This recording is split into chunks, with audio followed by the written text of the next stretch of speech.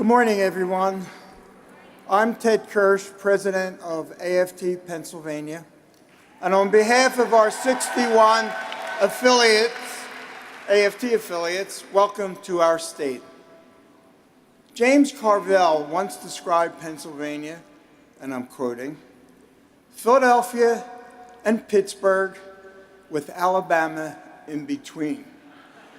He may not have meant that as a compliment, but rural Pennsylvania is really some of the most beautiful country you'll ever see.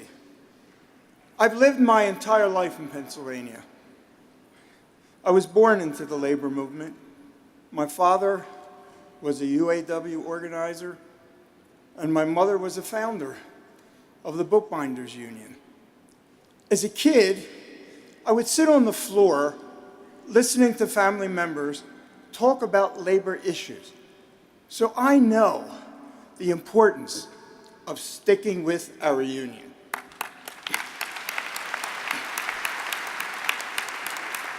Our next speaker, Governor Tom Wolf, also knows how important labor unions are to working families, the economy, schools, and public services.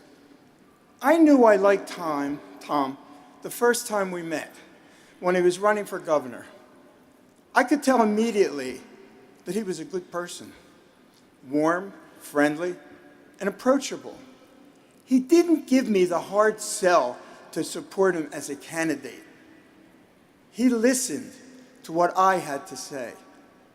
In 2014, Tom Wolf ran for governor against an incumbent who had stripped our schools of funding, ignored the needs of children, and blamed educators to score political points. In Tom Wolf, we saw a better way forward for Pennsylvania.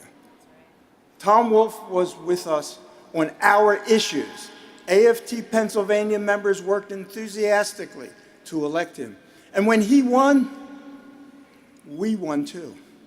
He delivered on what he promised, restoring $1 billion in education cuts, signing a fair funding law to take politics out of school funding, increasing by 50% the number of children enrolled in pre-K kindergartens, expanding access to health care, and vetoing a bill that would have gutted public employee pensions. I don't know what kind of relationship you have with your governor, but my governor calls me. He asks me my opinion about issues, even when he knows we disagree. His chief of staff talks directly to our local presidents about their issues as well. AFT Pennsylvania members will work very hard to get Tom Wolf reelected because he cares, he fights, and he shows up for the working people of Pennsylvania. In the aftermath of Janus, and as the head of the biggest Pennsylvania employer by far, the governor has demonstrated in tangible ways that he stands with workers and supports our right to belong to our unions. It is my great pleasure to introduce our friend, the governor of Pennsylvania, Tom Wolf.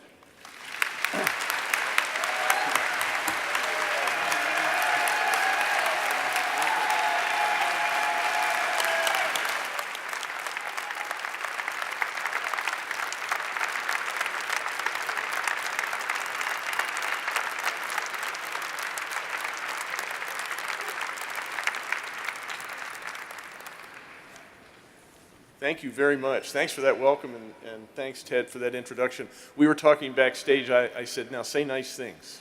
Just make sure you do. So he did. I want to welcome all of you to Pennsylvania.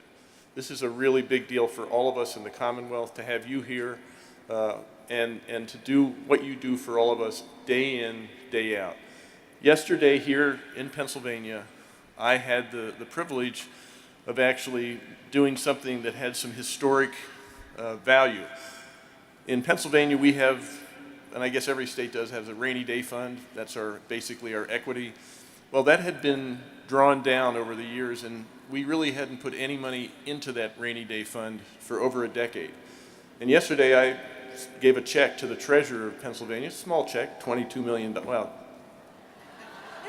depends on your point of view, I guess. But it's the first time in over a decade that we've put money into the rainy day fund. Now you're saying, why would you talk about that at an AFT convention? The reason I'm talking about it is the reason Pennsylvania is now in good financial shape is because we have had a big increase in revenues.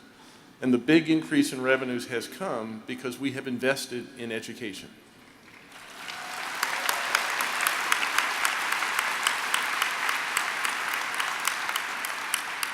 You simply cannot cut your way to prosperity. You simply cannot cut your way to a budget surplus. You have to do it by investing wisely, and in a limited government, free market economy, there is no better investment than education, public education.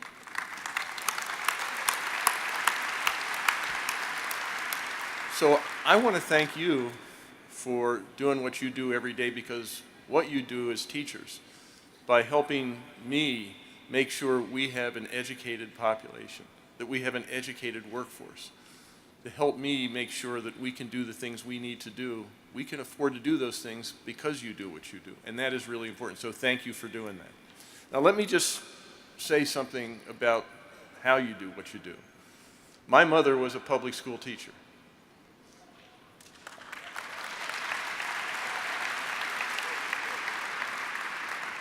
So you're all thinking, what happened to you? Right. All right. I went to a public school through 10th grade. 11th grade, I decided I really wanted to go to a good college, and back in the early 60s, my public school was not that good. And so I went to a Tony prep school and got into an Ivy League college and did really well. Now fast forward 30-some years. I came back after traveling all over the world, came back to my hometown. I live in the same house I was brought home to from the hospital, and my wife and I raised our 2 daughters there. And they went to the same public school through the whole system. They graduated from that public school, and they went to that same Ivy League college, both of them. And they actually did better than I did. Now, I scratched my head and I said, what was the difference? They went to the same school I went to. They went to the same school building I went to. The neighborhood was the same blue-collar neighborhood that I grew up in. It wasn't a hothouse suburban high school or school district. So what was the difference? Same school board. My parents cared about education, but so did their parents. What was the difference? One difference. When my mother was a teacher, she couldn't afford to pay basic things. She could afford to teach because her husband had a good job. The only difference was that the teachers who taught my daughters, they were members of a union.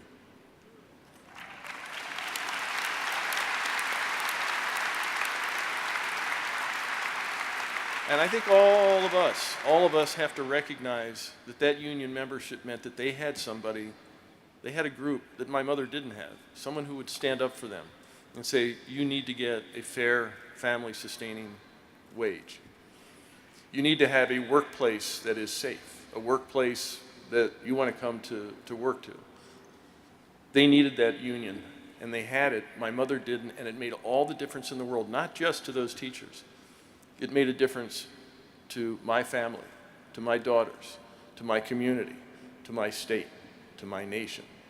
That's what it means to be a member of a union like AFT. So that's important. And there are specific things. Ted talked about that. I am proudest of the fact that in my 4 years now, we've just gone through 4 budgets. Actually, I've been in politics for 3.5 years. We have invested in Pennsylvania a historic amount of money into education. Just this last round, I know all of you from different places, some bigger states, smaller states, but $313 million new dollars into education at all levels this year alone. And I'm proud of that. And I've restored the cuts that happened to education, public education, in the years before I became governor. And I ran on investing in education. And thankfully, the people of Pennsylvania agree with us that education is a really, really important priority for everybody. So that has been a big deal. I have also done things specifically to help teachers in specific areas. Now I know the Scranton PFT is here. I don't know what they're telling you, but I put an additional $6 million into this year's budget for Scranton. And that's, now this is getting inside the weed, but that raises the base. That's not just $6 million this year, that's an additional $6 million in addition to whatever additions come in, year out from now on. I'm trying to do the right thing. We have done things to reform LIFO, to make the job easier for your unions and for you, and actually for your schools and for your students. Those things are really important. So I've tried to do what I've done in a way that helps education. But I didn't do it from an ideological point of view. I didn't do it from a partisan point of view. I did it because I understand that that's what makes Pennsylvania and every place that understands that a better place. And that's what I will continue to do. So I need your help. I have appreciated the partnership I have with AFT and have had since I've been governor.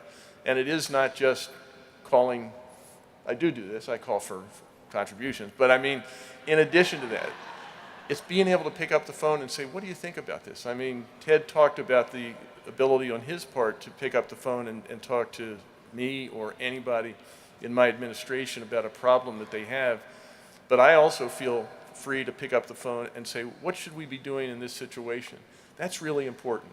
So it's not just about the money, it's not just about the votes, it's really about how we can work together to make our communities better. That's what you're trying to do, that's what I'm trying to do. Thank you for your help, thank you for being here, and let's go.